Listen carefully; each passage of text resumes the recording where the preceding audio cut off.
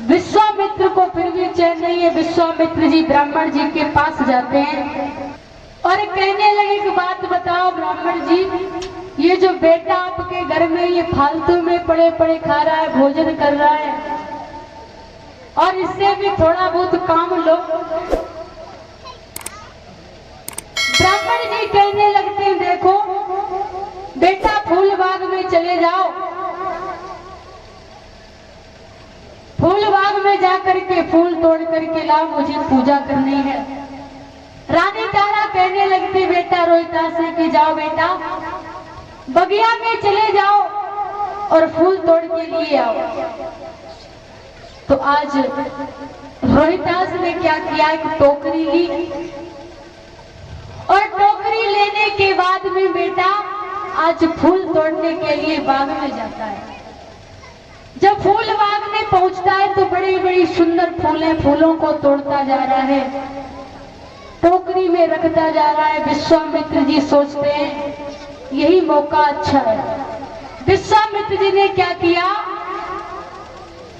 एक सर्प का रूप बनाया और श्रोताओं सर्प का रूप बना करके पुष्प की लताओं में छुप करके बैठ गए। छुप करके जब बैठ जाते हैं, रोहित फूल तोड़ता हुआ आगे बढ़ रहा, उसने देखा ये फूल कितना सुंदर है, इसको तोड़ करके ले जाएंगे तो हमारी मैया बहुत खुश होगी। माताओं जैसे ही ध्रुव ने, जैसे ही रोहित ने उस पुष्प को तोड़ा तो उसी पुष्प के बीच में विश्वामित्र जी सर्प बने हुए बैठे थे। जैसे ही हाथ को रखा है तो विश्वामित्र ने रोहितास की उंगली में डस लिया। जैसे ही रोहितास की उंगली में डसा, रोहित आज हाय माँ कह करके चिल्लाया और कहने लगा माँ मुझे बचाओ। अरे मैया मेरी उंगली में किसी सर्प ने काट लिया। बड़ी तेजी से रोहित रोने लगता है।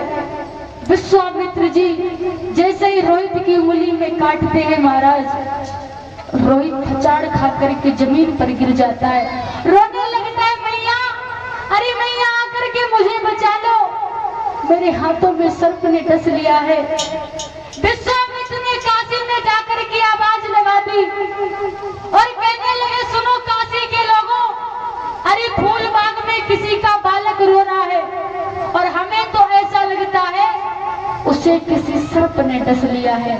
जिस किसी का भी लाल हो, जिस किसी का भी बेटा हो, वो जाकर के देखे। मैया ने जैसे ही सुना कि बाग में हमारा ही बेटा गया था, मैया रोने लगती है और कहती है ब्राह्मण जी से कि महात्मा जी फूल बाग में तो हमारा ही बेटा गया था, हमें ऐसा लगता है हमारे लाल को सर्प ने डस लिया है और हमें जल्दी वहां जाने दो। ब्राह्मण जी कहने लगते सुनो तारा, पहले भोजन बनाओ, भोजन बनाने के बाद में भगवान को भोग लगाओ, सारे बर्तन धुलो, झाड़ू लगाओ, पूरा काम करने के बाद में तब आप जा सकती हो। मैया तारा रोती जा रही है और कहती है प्रभु मेरे लाल को कुछ ना हो जाए, एक ही हमारा बेटा है, हमारे पति भी हमको छोड़ करके चले गए हैं और हमारा एक ही बेटा है वो भी संसार से चला जाएगा।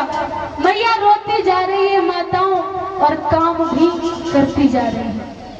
मैया ने पूरा भोजन बनाया, भोजन बनाने के बाद में भगवान को भोग लगाया, सारा काम करने के बाद में तब ब्राह्मण जी ने कहा कि अब तुम जा सकती हो। रानी तारा वहां से भागती हुई बागों में जैसे आई तो क्या देखा कि बेटा रोहित जमीन पर पड़ा है। रानी तारा एकदम से भाग करके जाती है, रोहित को गोदी में ले लेती है और कहती है बेटा तुम्हें क्या हो गया है। रोहित कहने लगता है माँ मुझे सर्प ने डस लिया, अब मैं नहीं बच सकता, अब मैं मर जाऊंगा, मुझे कोई भी नहीं बचा पाएगा। मैया रोने लगती, कहती है बेटा ऐसी बात ना बोलो, तुम एक मेरे लाल हो और तुम्हें छोड़ करके चले जाओगे, तुम्हारे बिना मेरा दुनिया में कोई नहीं है। क्योंकि माताओं जिस किसी का भी एक बेटा हो और वो छोड़ करके चला जाए तो उसके हृदय से पूछो क्या गुजरती है। जिस किसी का भी एक ही पुत्र हो और संसार से छोड़ करके चला जाए तो उसके माँ के हृदय से पूछो क्या गुजरती है। मैया रोने लगी, कहने लगी बेटा ऐसे छोड़ करके ना जाओ, बड़ी मुसीबत से मैंने तुम्हें पाला। और कहने लगी माँ